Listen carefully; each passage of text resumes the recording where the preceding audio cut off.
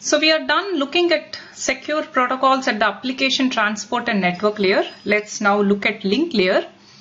So we will focus on wireless media, specifically the 802.11 standard within this, and we will look at two protocols. WEP was the first protocol used as part of 802.11, but it had many vulnerabilities, and then it got replaced with WPA. That is what is extensively used today. So we'll cover both.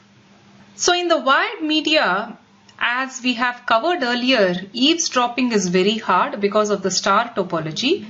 You can employ techniques like MAC flooding, but switches defend against them as well. So often these don't require any security mechanisms like link layer encryption or integrity checks, whereas a wireless media, because it is open, that is, it's a shared media, anyone can sniff the channel. Link layer encryption is a must. Not just encryption, link layer security is a must in a wireless media. There are mainly three challenges that arise in a wireless media, and you need to overcome each of them. One is eavesdropping, that is what I was covering earlier. It's very easy to eavesdrop in a wireless media, so you definitely want to prevent it. Because you can eavesdrop, you can also do session hijackings. Again, as we covered earlier, in a lot of TCP based attacks, the sequence number, figuring it out is very important, and if you are able to eavesdrop, you can figure this out and thereby construct packets that will facilitate session hijacking. There is yet another challenge in wireless media. That challenge is called interloping. Oftentimes these access points that are providing wireless service provide internet access to the outside world as well, and this internet access is often a paid service. Now people can leverage someone else's access point to get internet access. This is the unauthorized user using someone else's access point to get internet access. This goes by the name interloping. You want to prevent that as well as in a wireless environment.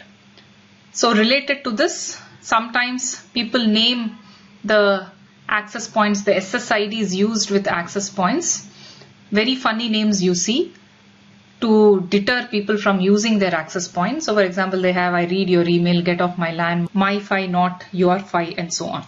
So as I mentioned earlier as well, we will focus on Wi-Fi 802.11 link layer security mechanisms. So before I get into security details, it is important that you understand how Wi-Fi works. So let's get started with that. Again, this is a very brief overview. If you want to know more, you have to read up on your own. So in a Wi-Fi environment, clients get the Wi-Fi service from something called an access point. And this access point in turn is connected to the internet through some means. Either you can plug this into the Ethernet network, like for example within IITB, this access point can plug into the local LAN and thereby it can provide internet, or you can connect this access point to some cellular dongle and also get internet access. This access point provides coverage over some small area, and all the clients within that area can connect to this access point to get internet access. So this link is what is wireless. Now for a client to connect to an access point, these access points are configured with something called an SSID.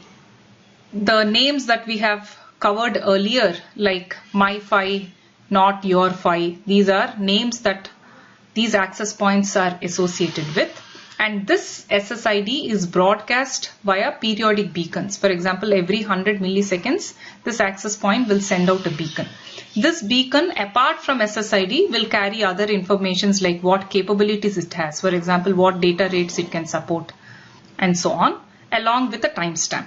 Now this is what is being referred here. This is configuration of SSID. Then starts the process of scanning. So the clients can be in the coverage area of many access points. These access points operate over different channels. And passive scanning is where you scan the channels one by one and simply listen to beacons. Whereas active scanning is where this client actually sends out a request and if it got a response, it knows what the capabilities of this access point are. This active scanning turns out to be much faster, and thereby you can save time in associating with an access point. So based on this scanning, you get a list of access points, then you do an AP selection. So you tend to select the best access point. This can be based on signal strength, user preferences, trust, or free or payment based, and so on. And once you decide which access point you want to be associated with, then starts the authentication process, where the idea here is only allow authorized clients to connect to the access point. This is defined by the 822.11i standard. As part of this authentication, this standard can also provide data confidentiality. This is something we will cover later as well. Note that a client can authenticate with multiple access points. This speeds up roaming. That roaming means if a client is moving, if it were authenticated with multiple access points, as soon as it moves away from the coverage of this, it can immediately connect to the other access point if authentication is already in place. Then, after authentication starts the process of association, this is something I want to emphasize, that a client must associate with an access point before it can send any data. Importantly, it can associate with only one access point at any given time. In other words, this access point is what is serving the client. If there are two access points serving the client, that will lead to a lot of confusion, so that is not allowed. So how does this association happen? Again, there are some message exchanges.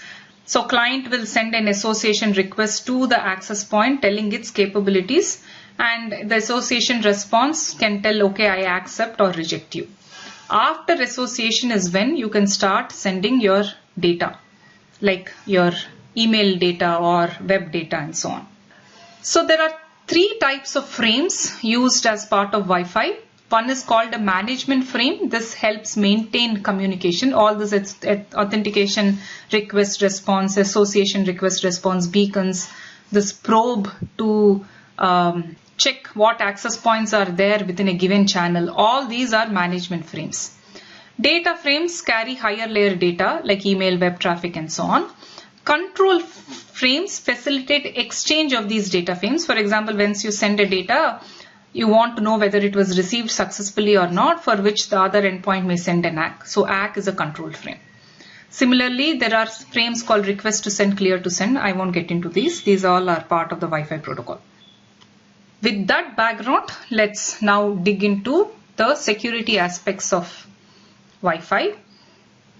As I mentioned earlier, wireless media is a shared media, for which means you can do these eavesdropping, spoofing and so on.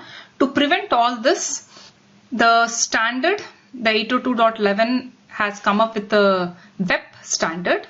The goal of this is to provide confidentiality, integrity and access control. Access control means only those users who are authorized can make use of this access point. So that was the goal of this standard.